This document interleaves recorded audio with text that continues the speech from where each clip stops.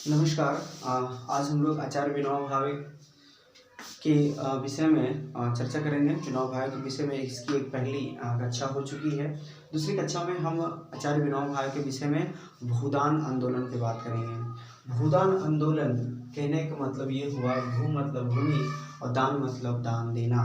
एक ऐसा आंदोलन जिसमें भूमि को दान दिया जा रहा था, एक ऐसा आंदोलन जिसमें भूमि दान के रूप में भेंट दी जा रही थी, भेंट दान के रूप में भेंट दिया जा रहा था। ध्यान देंगे ये बात कब की है, ये बात 1951 की बात है और 1951 के जस्ट बाद इस आंदोलन को लेकर के 1958 में आचार्य विनोबा भावे को रेमन मैग्सेसे पुरस्कार, जो एशिया का सर्वश्रेष्ठ पुरस्कार है, उस पुरस्कार से 1958 में नवाजा गया।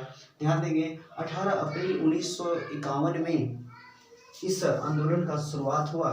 तो ये 1951 की बात थी। उस समय हुआ क्या था कि एक बार की बात थी कि आचार्य विनोबा भावे तेलंगाना गए थे और तेलंगाना में उन्हें ये पता चला कि बहुत सारे ऐसे गरीब किसान हैं, बहुत सारे ऐसे जो मजदूर हैं जिसके पास खेती करने के लिए एक भी ज़मीन नहीं था। ज़मीन था लेकिन उसे कर्ज में, उसे इतनी गरीबी इतनी बढ़ने लगी कि उसे ज़मीन को कर्ज के रूप में किसी राजा को दे दिया, उससे कुछ धन देने लगा। तो ये मजदूर के रूप में, अपनी ज़मीन में मजदूर के रूप में वो काम करते थे और सारा धन राजा ले लेता था, उसको मजदूरी मिलता था। तो बहुत सारे ऐसे गरीब किसान हुए, बहुत सारे ऐसे लोग हुए, बहुत सारे ऐसे लोग थे हमारे देश में जिनके पास अपनी ज़मीन थी लेकिन वो ज़मीन उस ज़मीन पर किसी दूसरे का अधिकार हो गया था। तो ये बात जब विनोबा भावे को पता चला तो इनका हृदय जो है वो काँप उठा और इसने फिर ये कुछ योजना बनाई और उस योजना के तहत इनके अंदर तो बहुत सारे लोग थे।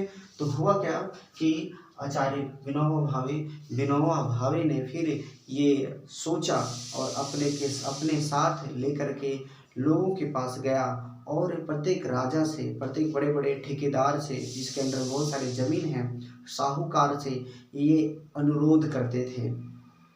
विनोबा भावे अनुरोध करने लगे। उन्होंने अनुरोध किया कि आप अपनी ज़मीन का कुछ हिस्सा गरीबों में दे दें, है ना, अपनी ज़मीन का कुछ हिस्सा दान दें ताकि हमारा देश का विकास हो सके, है ना। हम चूँकि 1947 में मेरा देश आज़ाद हुआ था और उस दौरान बहुत सारे जो ज़मीन थे वो राजा के अंडर में चला गया था और बहुत सारी ज़मीन तो बड़े बड़े साहूकार, बड़े बड़े ठेकेदार के अंडर चला गया था। किसानों का अपना ज़मीन, वो अपने ज़मीन में काम करते थे लेकिन उस पर उनका अधिकार नहीं था, अपने ज़मीन में वो मजदूर के जैसा काम करते थे। तो ये बात जब विनोबा भावे को पता चला तो वो राजा से अनुरोध किया, उन्होंने राजा से अनुरोध किया कि आप अपनी ज़मीन का कुछ हिस्सा गरीबों को दें, कुछ हिस्सा दान दें। और वहीं से ये घटना तेलंगाना की है, ये घटना तेलंगाना की पोचमपल्ली से। तो पोचमपल्ली एक गांव का नाम है और तेलंगाना राज्य है। तो तेलंगाना में एक पोचमपल्ली गांव है और इस पोचमपल्ली से इस भूदान आंदोलन वहीं से शुरुआत हुआ और वहीं से ही आचार्य विनोबा भावे इस आंदोलन को शुरुआत किए और प्रत्येक राजा से अनुरोध करते थे कि आप अपना ज़मीन का कुछ हिस्सा सरकार को दें, आप अपनी ज़मीन के हिस्सा कुछ गरीबों को दें। तो गरीबों को दें और फिर आप अपनी, कहने का मतलब आप अपनी ज़मीन का कुछ हिस्सा दान दें। बात समझ रही है। तो क्वेश्चन आता है कि वो कितना हिस्सा, वो विनोबा भावे राजा से कितना हिस्सा या बड़े बड़े ठेकेदार से कितना हिस्सा मांगते थे। तो जो ज़मीन है उस राजा के पास जितना ज़मीन था उसका 101/6 भाग वो ज़मीन मांगते थे। 1/6 भाग, है ना, 1/6 भाग वो मांगते थे।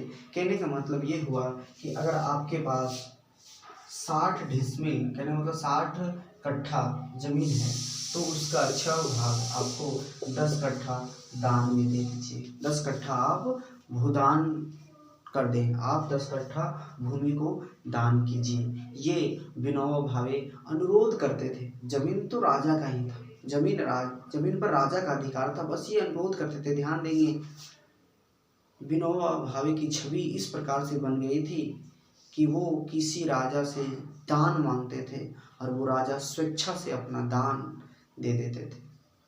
समझ लीजिए कि आप अहिंसात्मक रूप से अगर किसी को दान मांगे, अभी अगर किसी को पैसा मांगते तो देने के लिए तैयारी नहीं होता। अगर आप 100 रुपये किसी से मांगे तो उसके चेहरे में पहले ना दिखता है, लेकिन विनोबा भावे की छवि इस प्रकार से उभर आई थी कि वो लोगों से अनुरोध करता था, बड़े बड़े ठेकेदारों से अनुरोध करता था, राजाओं से अनुरोध करते थे, और वो राजा अपनी जमीन का 1/6 भाग वो दान में देते थे। और इस प्रकार से देखा जाए तो इस आंदोलन के दौरान ये आंदोलन इस प्रकार से वहाँ से तेलंगाना के पोचमपल्ली से 18 अप्रैल 1951 में शुरुआत हुआ, और धीरे धीरे वहाँ से विनोबा भावे के साथ बहुत सारे लोग जुड़े और प्रत्येक राजा से अनुरोध करते थे। तो प्रत्येक राजा अब स्वेच्छा से, है ना, खुशी मन से अपना जमीन देने लगे विनोबा भावे को। इस प्रकार से पूरे विनोबा भावे के पास बहुत सारा जमीन हो गया, और इस प्रकार से इस पूरे आंदोलन के दौरान 4.4 मिलियन, है ना, 4.4 मिलियन एकड़ जमीन इस आंदोलन के दौरान विनोबा भावे ने प्राप्त किया। और उसमें से इस 4.4 मिलियन में से 1.3 मिलियन जमीन जो है वो गरीबों को दे दिया। बात समझ रही है? वो जो 1.3 मिलियन जो जमीन था, 3 मिलियन एकड़, है ना, एकड़, हाँ, वो किसको दे दिया? गरीबों को दान में दे दिया। बात समझ आ रही है? और बाकी जो जमीन है वो अपने अंडर में रख लिया। वो जमीन जो है सामाजिक निर्माण के लिए, सरकारी संस्थान बनाने के लिए उन जमीनों का प्रयोग किया गया। बात समझ आई? तो ये आंदोलन आपका 18 अप्रैल 1951 में शुरुआत हुआ। ये आंदोलन के दौरान ये जो हजारीबाग में जो यूनिवर्सिटी बनी है, इसमें ये जो भूमि हम लोग को प्राप्त हुई है, जिस भूमि में विनोबा भावे यूनिवर्सिटी बनी है, और ये जो भूमि प्राप्त हुई, और कहा जाता है कि यहाँ पे सबसे बड़ा अगर भूमि दान के रूप में विनोबा भावे को मिला है तो वो हजारीबाग में ही मिला है, जिसमें आज यूनिवर्सिटी बनी है। बात समझ आ रही है? तो इस प्रकार से, और यूनिवर्सिटी का निर्माण कब हुआ है?